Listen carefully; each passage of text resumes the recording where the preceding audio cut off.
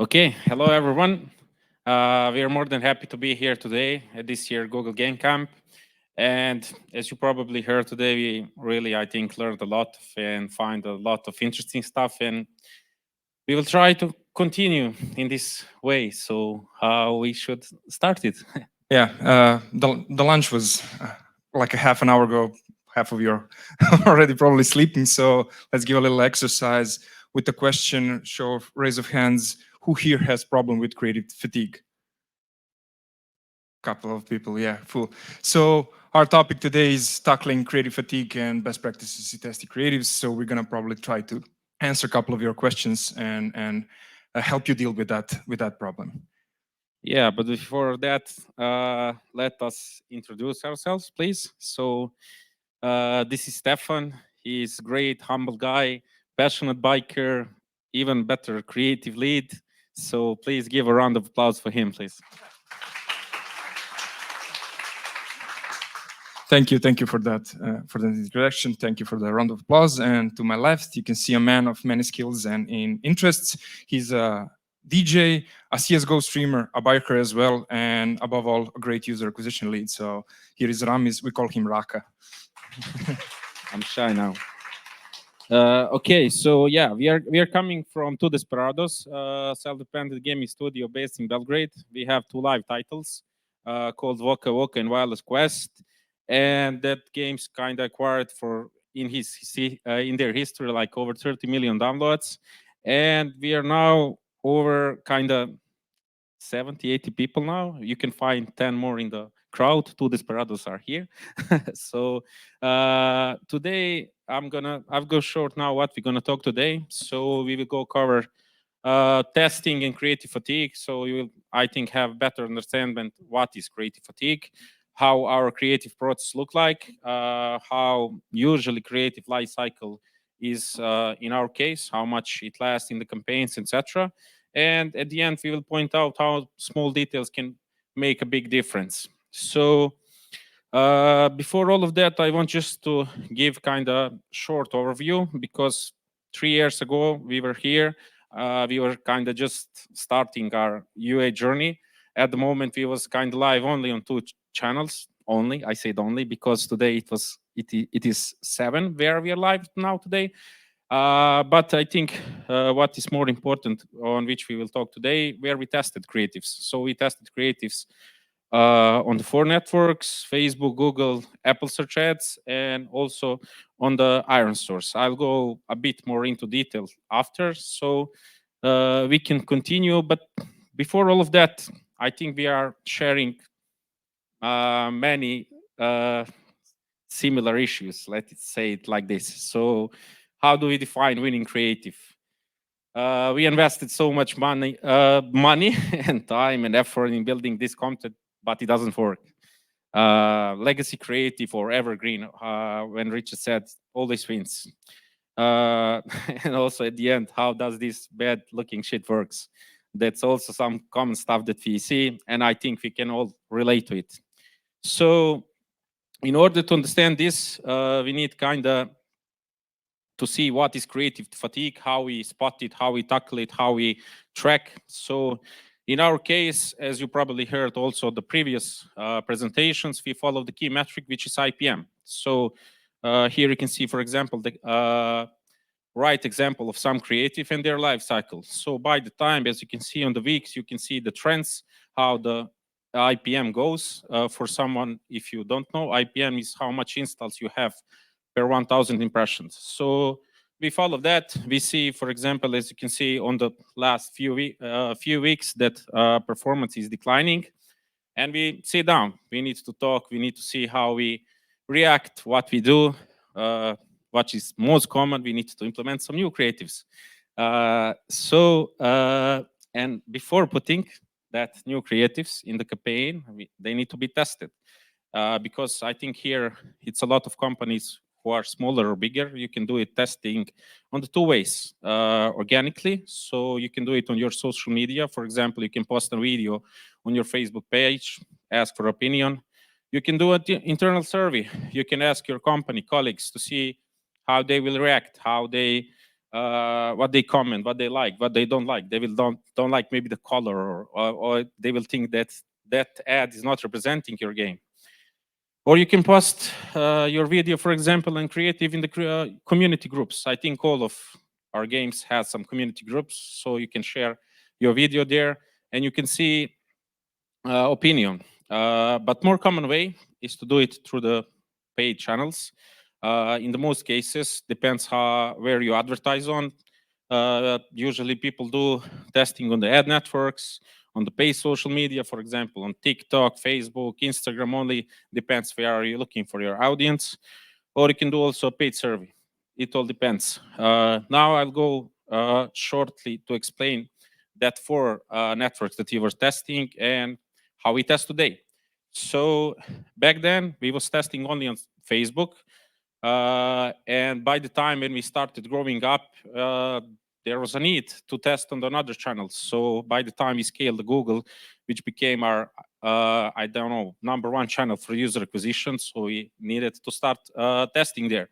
So we did some tests there, and there was pros and cons. We had some different creative approaches that should work there, but the cons was the testing is lasting longer. For example, for the iron source, we had some testing that was kind of shorter term in the testing, but in the longer term, we ended up to testing only on Facebook. Well, like we to testing even today, and I'll give you now few reasons why. It's in the mostly short term you can have a good results which you can apply to the another networks. For example, I don't know, we have did several tests and we tried, for example, the creative that is working on the Facebook that have won the control one. We tested out after on the, of course, we did iteration to the landscape portrait, etc.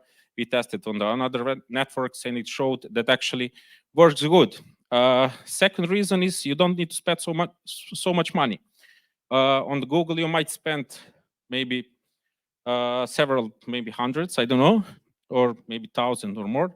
Here, you can spend from $50 to $200 daily, and you will have some decent result. But I need to mention this. This is really important, and I think it's really important for every game. You need to define your success criteria and what is your key metrics to follow.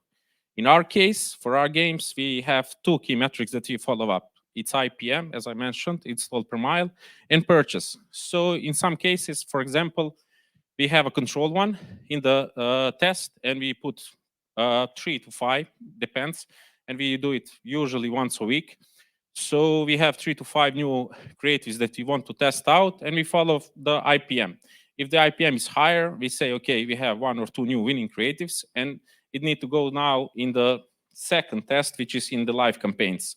And then after, I don't know, a few months, we decide, is that new maybe legacy creative? But what we recently discovered, because we are mostly, and I think most of you here are ROAS-driven companies, we are also taking care now which creative converts, because sometimes some creatives doesn't show initially good results, but it converts good. So it converts, some players are more attracted to it, and somehow it works better. So we give them a chance and proclaim them as a second best winning creative.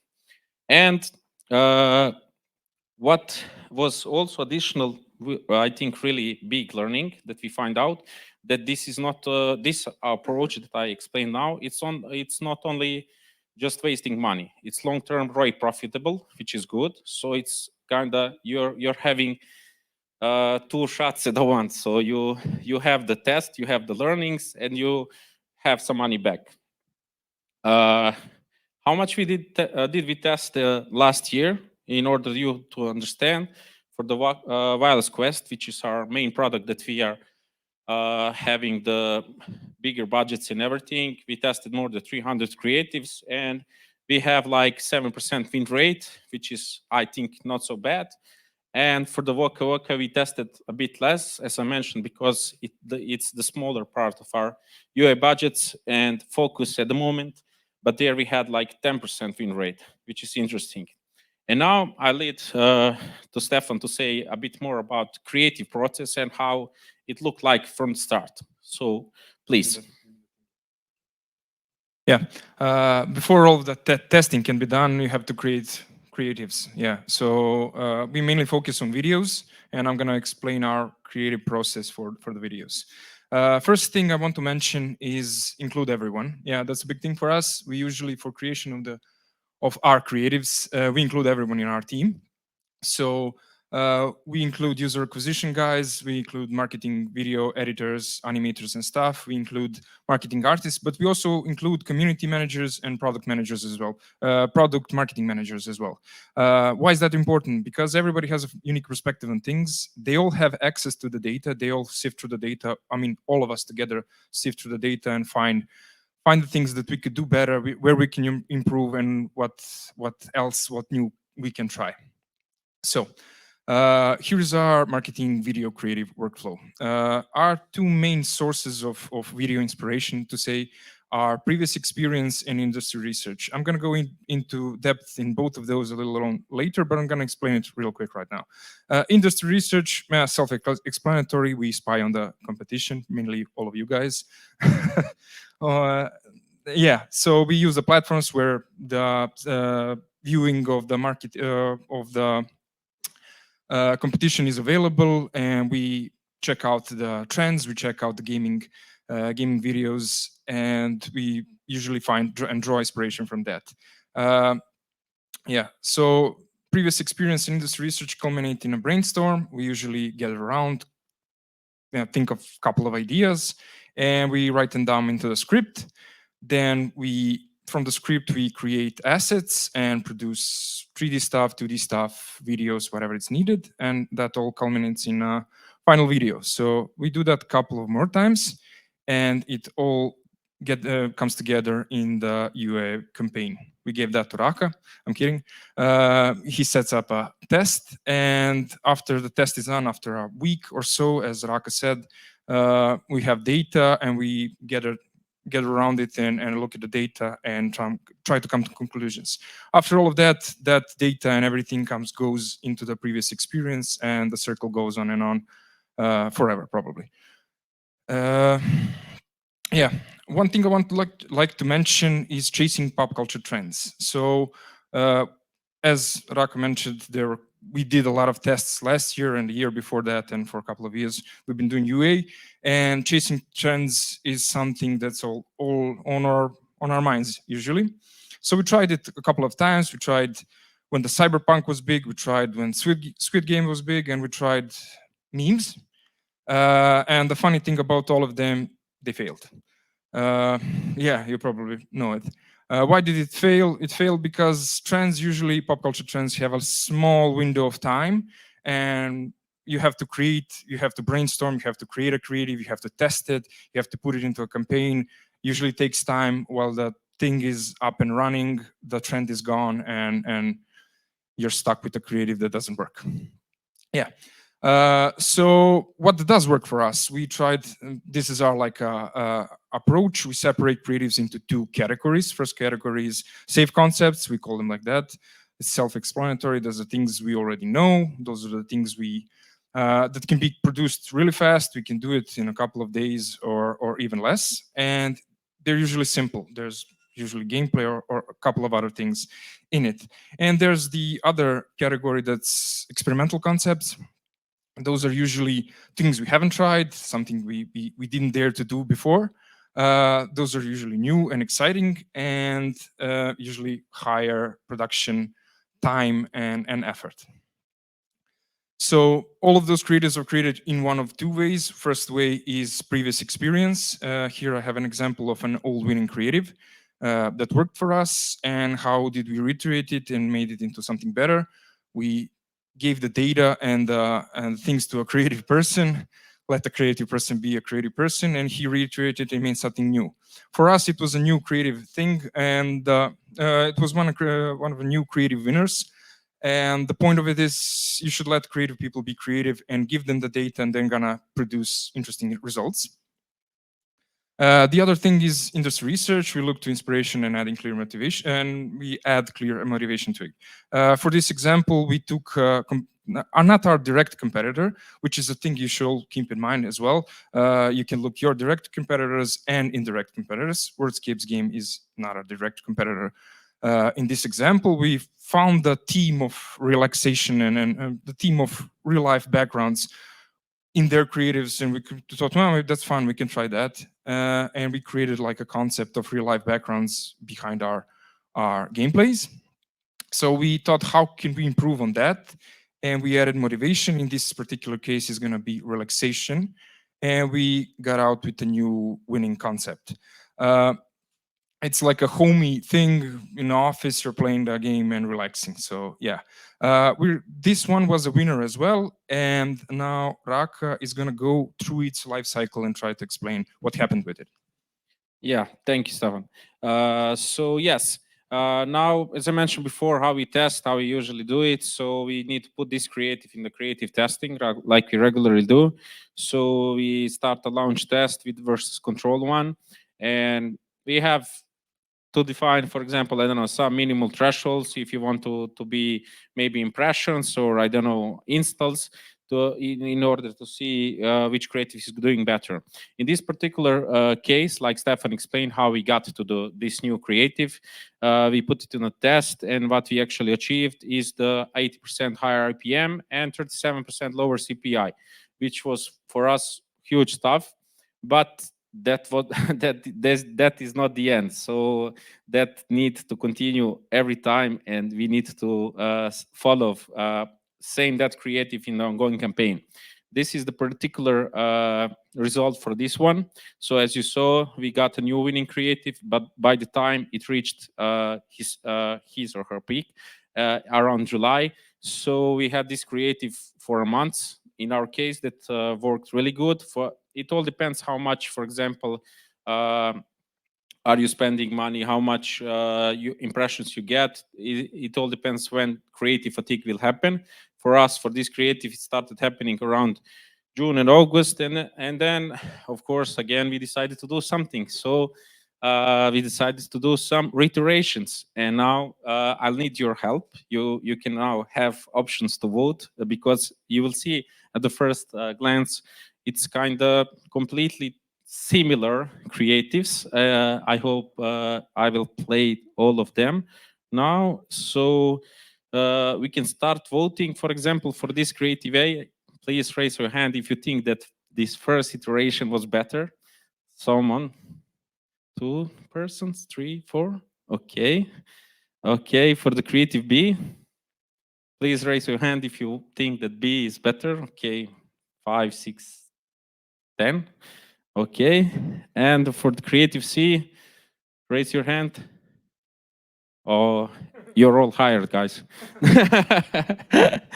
Yeah, you guessed it right. I don't know how, so you can tell me later, but you guessed it right. So the C was the new winning one. If you look at it, the first, it looks almost completely the same, but here are the numbers. Why it doesn't switch? Now it switch. Okay, here's the example. So we put all these creatives in the similar test. We have the controlled ones, and we saw it's not so huge impact, but we still have improvement. So we had a 70% higher IPM and 32% lower CPI, which is still better. So it was good for us. It was good for us to do it on this way. And I let Stefan now to explain you a bit more about what was that small detail that was made the difference. Yeah, thank you. As the title says, the devil is in the details, and pretty much a majority of you can guess what the details are. So I'm going to go over them and try to explain the things that worked for us and usually work for us when we reiterate and we reach creative fatigue. First thing is small changes, big impact. Yeah, as you saw in the creative from before, adding or augmenting gameplay, as we call it here, usually gives us great results and makes a huge impact. In the reiteration, it's simple. We just add a couple of VFX to the gameplay and make it more polished, more high budget product, whatever you want to call it. The other thing we usually try is an immersive eye-catching intro. where we add an intro from 2 to 3 seconds, but that intro usually needs to be something that draws you into the game and has some similarity to the theme of the game as well. And the other thing is add CTAs. You probably all tried it, adding call to action at the top or at the bottom of the video usually brings the numbers up higher. The other small changes that make a big impact, trying different aspects and parts of the game. Here, for this example, we tried similar background, similar settings, similar everything, but the difference is in the paths, and that also makes a big difference for us because we are showing that our game is more dynamic and has more stuff in it.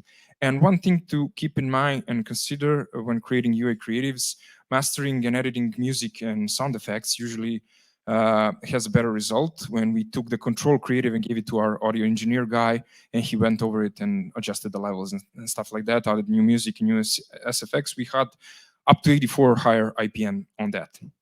So that's a fun thing to keep in mind. Other things you can do, other things you can try, reiterate. Yeah. Here, for example, we have 4 creatives that are basically all the same. Same background, same gameplay, same visual effects, everything is the same. The only difference is the color of the background itself. And the fun thing in the testing was 3 of them failed and 1 was a winner.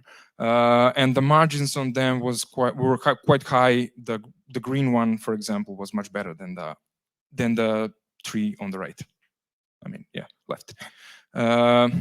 Last thing but not least, as some of people before us mentioned, trying new things and being open to testing new things. You shouldn't be afraid to try things, either if they're high production, mid-production, or lower production. For our example, first video took us like 2 weeks. It's not that high of a production, but higher production. It has an intro, which is interesting. It's usually something that doesn't work. It has a story-driven intro that doesn't work for us usually, but in this example, it did. The second one is like mid-production. It took like 2-3 days to finish, and it was also focused on the setting and on the motivation you're trying to get. And the last one, I didn't play for some reason, or it played already. It was real short and it was done in like half of a day. It's just simple gameplay, and all 3 of those worked. And my point here is you shouldn't be afraid to try new things and try out new concepts, no matter how much time, effort, or whatever it takes. And so at the end, I would like to summarize all the things we talked about and like give you a couple of key takeaways of the things we talked about. First thing is define your success criteria. This is really important. You should first define what you're going after, what you're looking after, what are you searching, what do you want to achieve.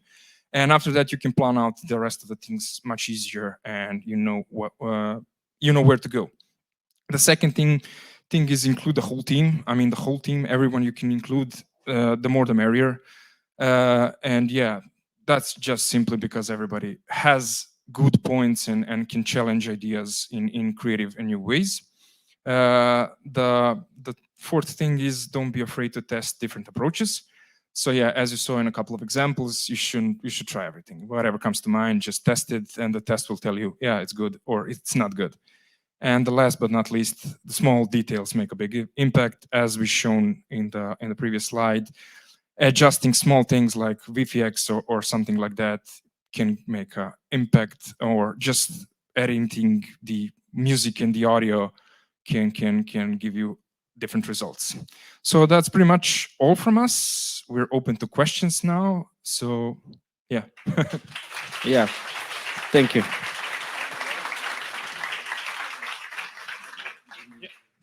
I think again we have time for 2 questions. Are there any questions? Oh, okay. Hey, thank you. I have a question regarding testing thresholds. How do you define which amount of impressions or installs you consider as enough to believe the data is statistically significant? For us, in our case, we have done several times defining thresholds. Firstly defined was 100 installs for each creative, but then during the iterations, since we did a lot of testing in the last few years, we saw that even after 50 installs, creative is reached, it's enough for us. And yeah, I forgot maybe to mention one thing which is crucial. I'm sorry for that. You need to test the same setup like you are doing the UA campaigns. So we are not testing, for example, on the Facebook mobile app install optimization, and we are running value or TROAS campaigns. So we test same settings, but one campaign we use for the UA and one we use for the testing. I hope that I answered your question. Yeah, and another question that you're testing on Facebook, and you can set up for different targeting, for example, female, male, and different placements. So 72 installs, depending on creative, it may go to female audience, for example, or so in our case, it's mostly female. So our core audiences are females 25 to 55. So but that's do you set up this targeting exactly to females? Or What? no?